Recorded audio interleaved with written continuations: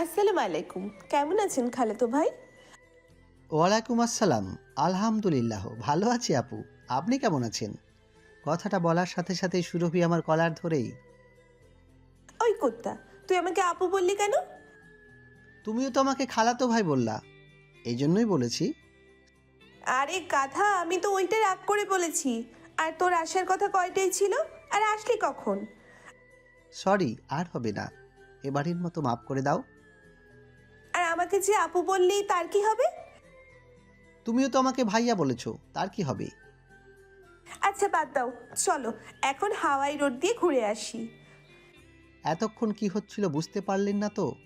এতক্ষণ যার সাথে কথা বলছিলাম সে হচ্ছে আমার গার্লফ্রেন্ড সুরভি, বেড়াগাঁও সরকারি কলেজের ছাত্রী। আর আমি রনি শেখ, রাসেল টেক্সটাইল ইনস্টিটিউটের ছাত্র। আমাদের সম্পর্কটা আসলে ৩ বছর থেকে চলে আসছে এই দুষ্টু মিষ্টি ঝগড়া আর ভালোবাসার মধ্যে দিয়ে। কিন্তু উপরওয়ালা আর চায় না আমাদের সম্পর্কটা আরও এগিয়ে যাক। আসলে আমার দেরি হবার কারণ হচ্ছে আজ কয়েকদিন থেকে আমার রক্ত বমি আর কাশির সাথে রক্ত বের হওয়া। আজ ডাক্তার দেখাতে গিয়েছিলাম আর রিপোর্ট সন্ধ্যায় দেওয়ার কথা। যাই হোক, এবার গল্পে ফেরা যাক। অনেকক্ষণ ঘোরাঘুরি আর আড্ডা দিয়ে সুরভিকে বাসায় রেখে এসে ডাক্তারের কাছে রিপোর্ট তুলতে গিয়ে শুনি আমার নাকি ব্লাড ক্যান্সার ধরা পড়েছে। আপনার শরীরের যা অবস্থা আমার অভিজ্ঞতা থেকে মনে হয় না আপনার হাতে আর মাত্র 30 দিনের বেশি আছে। কথাটা আপনার বাসায় জানিয়ে দিবেন। কাঁপা কাঁপা হাতে রিপোর্টটা নিয়ে বাসায় যাওয়ার 10 মিনিটের রাস্তা আমি 1 ঘন্টা লাগিয়ে দিলাম। 1 ঘন্টা পর বাসায় এসে কাউকে না জানিয়েই রুমে ঢুকে ভাবতে লাগলাম সবাইকে আমি কি বলবো। হঠাৎ ফোনটা বেজে ওঠায় চমকে ফোনের দিকে তাকিয়ে দেখি সুরভি ফোন দিয়েছে। ফোনটা রিসিভ করার সাথে সাথেই, কুত্তা, ফোন ধরতে এত সময় লাগলো কেন? আর বাসায় গিয়ে একবারও আমার কথা মনে পড়েনি? একবারও ভাবলি না তুই বাইরে থাকলে আমার টেনশন হয়? সুরভির প্রতিটা কথা যেন আমার বুকের ভিতরে লাগতে শুরু করে দিল। ও যদি আমার সব কথা জানতে পারে তাহলে তো আমার সাথে নিজের জীবনটাও শেষ করে দেবে। এসব ভাবতে ভাবতে অনেকক্ষণ চুপ করে থাকার পর এই কুত্তা হারামি, কথা বলিস না কেন? ও নিজেকে সামলাতে পারবে না ভেবে আমি নিজে নিজে একটা সিদ্ধান্ত নিয়ে নিলাম আর বলতে লাগলাম, দেখো, আমাকে আর প্যারা দিবা না। তোমার প্যারা নিতে নিতে আমি অসহ্য হয়ে গেছি। দয়া করে আর ফোন দিবা না। বলেই ফোনটা কেটে দেওয়া মাত্রই আবার ফোন দেওয়া শুরু করলো। অনেকবার ফোন দেবার পর ফোনটা রিসিভ করতেই, কি হয়েছে তোমার জান? তুমি এমন করতেছো কেন? তুমি কি কোনো সমস্যায় আছো? প্লিজ আমাকে বলো, তাও আমাকে ইগনোর করো না। সুরভির কান্না জড়িত কাঁপা কাঁপা কণ্ঠে ভেসে আসা কথাগুলো যেন বিষ মাখানো তীরের মতো লাগছে আমার কলিজায়। তাই আমি আর সহ্য করতে না পেরে বললাম, দেখো, তোমার সাথে আমার এতদিনের যা ছিল সবটাই টাইম পাস। আমি তোমাকে কখনোই ভালোবাসিনি। তোমার ভালো থাকার জন্যই বলছি, আজ থেকে তোমার আর আমার সমস্ত রাস্তা আলাদা। আজ থেকে ব্রেকআপ বলেই ফোনটা কেটে দিয়ে ওকে সব জায়গা থেকে ব্লক মেরে ফোনটা বন্ধ করে রাখলাম। অন্যদিকে কি হয়েছে ভাবি? আপনি এভাবে কান্না করছেন কেন? কিছু কি হয়েছে আপনাদের মাঝে?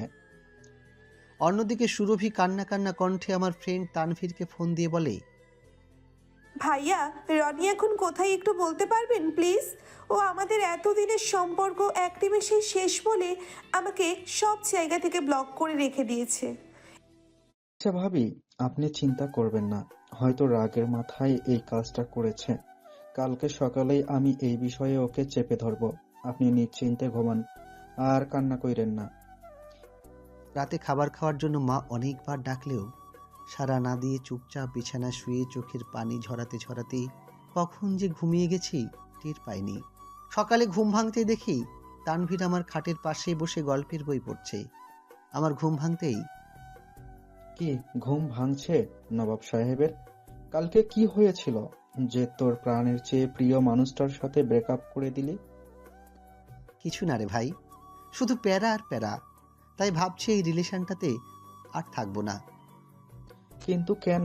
সুরভি তো তোকে অনেক ভালোবাসে রে। কেন তুই এমন করতেছিস?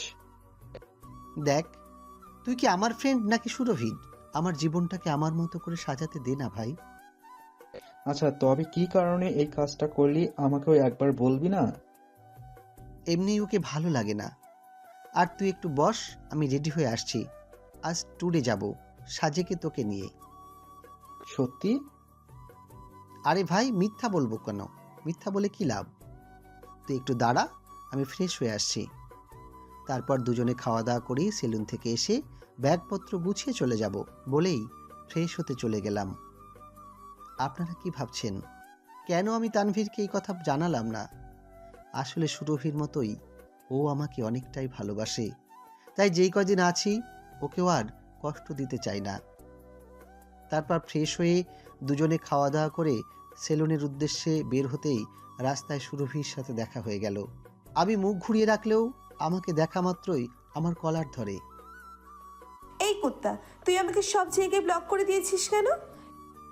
খুব কষ্ট হলেও নিজেকে ঠিক করে নিয়ে বলতে লাগলাম, এই আপনি কে? আর আমাকে রাস্তার মাঝে এইভাবে ধরার মানে কি? দেখ, আমি এখনো ফাজলামি করার মুডে নেই। তুই কোন সাহসে এই কাজ করেছিস আমার সাথে? দয়া করে একটু বলবি? দেখেন, আমার কিন্তু দেরি হয়ে যাচ্ছে।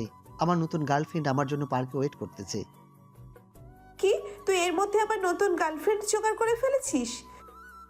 জি আপু, আপনি আমাকে এখন ছেড়ে দিলে আমি তার কাছে যেতে পারি। ঠিক আছে, যা। আমিও 2 দিনের মধ্যে তোর সামনে আমার নতুন হাজবেন্ডকে এনে দেখাবো, মিলিয়ে নিস। দেখা যাবে বলেই কলারটা ছাড়িয়ে তানভীরকে বললাম, হা করে তাকিয়ে আছিস কেন? মুখে মাছি ঢুকে যাবে। দেরি না করে চল, আমার সাথে চলে আয়। ওইদিকে কোথায় যাচ্ছিস? পার্ক তো এই দিকে। আরে সেলুনে যাব, পার্কে না।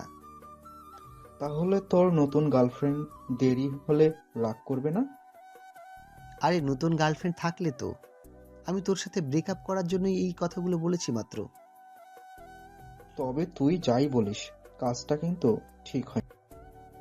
বাদ দে তো বলেই সেলুনে ঢুকে দুজনে এবড়ো থেবড়ো থুবড়াটাকে সোজা করে দুজনেই বাসায় চলে আসি। তারপর জামা কাপড় গুছিয়ে রেডি হয়ে বাসার সবাইকে জানিয়ে তানভীরকে ফোন দিয়ে বাস স্ট্যান্ডে আসতে বলে বাসা থেকে বেরিয়ে পড়লাম। তারপর বাসের 2টা টিকিট কেটে সাজেকের উদ্দেশ্যে রওনা দিলাম। সাজেকে গিয়ে 15টা দিন কাটানোর পর রাতে বাসায় এসে ফ্রেশ হয়ে রাতের খাবার খেয়ে ঘুমিয়ে পড়লাম। আর মাঝে মাঝে প্রতিদিনই প্রায় একবার করে হলেও বিভিন্ন নাম্বার থেকে কল দিত সুরভি আমাকে, আমার সাথে কথা বলার চেষ্টা করত, কিন্তু তাতে কোনো লাভ হয়নি। ওখান থেকে আসা প্রত্যেকটা নাম্বারগুলোকেই আমি ব্লক করে দিতাম। পরের দিন সকালে ঘুম থেকে উঠে ফ্রেশ হয়ে সকালে নাস্তা করে শুয়ে বসে বিকেল পর্যন্ত কাটিয়ে আমাদের আড্ডাখানায় গিয়ে দেখি সবাই গানের আসরে যোগ দিয়েছে। তাই দাঁড়িয়ে না থেকে আমিও তাদের সাথে যোগ দিয়ে গান বলতে লাগলাম। এভাবে অনেকক্ষণ গানের আড্ডা দেওয়ার পর রাত 10টার সময় বাসায় এসে রাতের খাবার খেয়ে শুয়ে পড়লাম। পরের দিন আমার শরীরটা অনেকটা খারাপ হওয়ার জন্য ডাক্তারের কাছে যেতেই, আপনার শরীরের অবস্থা তো এখন অনেক খারাপ দেখা যায়।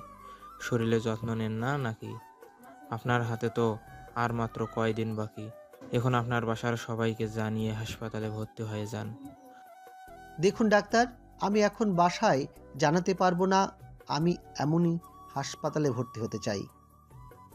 তাহলে আমার কাছে একটা পরামর্শ আছে আপনার জন্য। তাতে আপনার পরিবারও কিছু টাকা পেল এবং আপনার জন্য অন্য একজন মানুষ এর প্রাণও বেঁচে গেল। আপনার যা ভালো হয়। তাহলে আপনি এই বন্ড পেপারে একটা সাইন করে দেন। বন্ড পেপারে লেখা দেখে আমার মাথায় আকাশ ভেঙে পড়ার মতো। এতে লেখা আছে আমি নিজের ইচ্ছায় আমার শরীরের সকল অঙ্গ আমি দান করে দিচ্ছি। কি ভাবছেন এভাবে? এসবের মানে কি ডাক্তার সাহেব? মানে আপনি এই সব কিছু আমার কাছে দিয়ে বিনিময়ে আপনার ফ্যামিলিকে আমি একটা অ্যামাউন্ট দিয়ে দিব। আমি একদিন পর আপনার সাথে দেখা করে সব জানাবো। তারপর অন্য একটি জায়গায় ডাক্তার দেখাতে চলে যাই। ডাক্তারি কেবিনের সামনে বসে আছি, আর কিছুক্ষণ পর রিপোর্ট আসবে, তাই বসে আছি। আসলে কেন জানি না আমার ওই আগের ডাক্তারের কথা বিশ্বাস হচ্ছে না। কিছুক্ষণ পর আমার রিপোর্ট হাতে নিয়ে ডাক্তারের কেবিনে ঢুকতেই একটা মেয়ের সাথে ধাক্কা খাই। সামনে তাকিয়ে দেখি মেয়েটা আর কেউ না, আমার কলিজার টুকরা সুরভি। তুই এখানে কেন? আর তোর হাতে ডাক্তারের রিপোর্ট কেন? আগে বলো, তুমি এখানে কেন? একজনকে রক্ত দিতে এসেছিলাম, আর শরীর দুর্বল থাকায় জ্ঞান হারিয়ে ফেলি, তাই। এখন বল তুই এখানে কেন? আমি এমনি ঘুরতে আসছি। পুরোটা বলার আগেই উনি ওনার ক্যান্সার পরীক্ষা করতে আসছে। আর এই দিকে দেন রিপোর্ট দেখে কি আসছে। তারপর ডাক্তারের কাছে রিপোর্টটা দিতেই ডাক্তার, আপনার তো এটা ক্যান্সার ছিল না, ফুসফুসে নিউমোনিয়া হওয়ার জন্য রক্তপাত হয়েছিল। ডাক্তার তাহলে এই রিপোর্ট? এই রিপোর্ট তো ভুয়া, তুমি কোথায় পেলে? তারপর ডাক্তারের সাহায্য নিয়ে আগের ডাক্তারকে পুলিশের হাতে তুলে দেওয়া হয়েছে। আসলে সে ভণ্ড ডাক্তার মানুষের সুযোগ নিয়ে মানুষের অঙ্গসমূহের জাল ব্যবসা করত।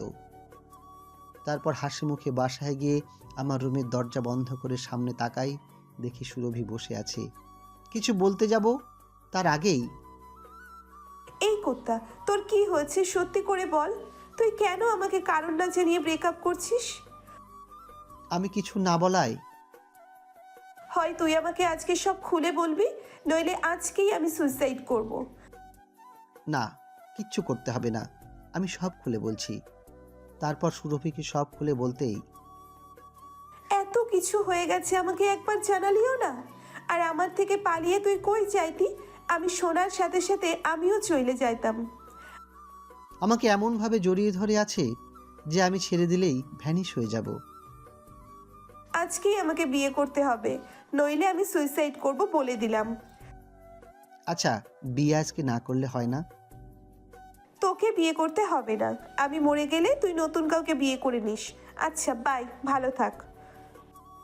বলেই চলে যেতে লাগলেই হাতটা ধরেই শক্ত করে এক টান দিয়ে আমার বুকের মাঝে এনে জড়িয়ে ধরে বলতে লাগলাম, কই যাও গো কলিজা, আমি আজকেই তোমাকে বিয়ে করব গো। কখনো ছেড়ে যাবে না তো? এই পৃথিবীর এক আকাশ পরিমাণ শূন্যতা ভরা দিঘিটাও যদি বলে তুমি ভালো নাও, তবু আমি তোমার পিছনেই ছুটব। এই কালো মেঘে ঢাকা শহরটাও যদি বলে তুমি আমাকে নষ্ট আর কষ্ট ছাড়া কিছুই দিবা না, এই জীবনে তবু আমি তোমাকেই ভালোবাসবো। সকালবেলা শিশির ভেজা পায়ের নিচের ঘাসগুলোও যদি বলে তুমি আমায় নয় নূতনে আসক্ত, তবু আমি তোমাতে আসক্ত থেকে যাব, ভালোবেসে যাব প্রিয়তমা।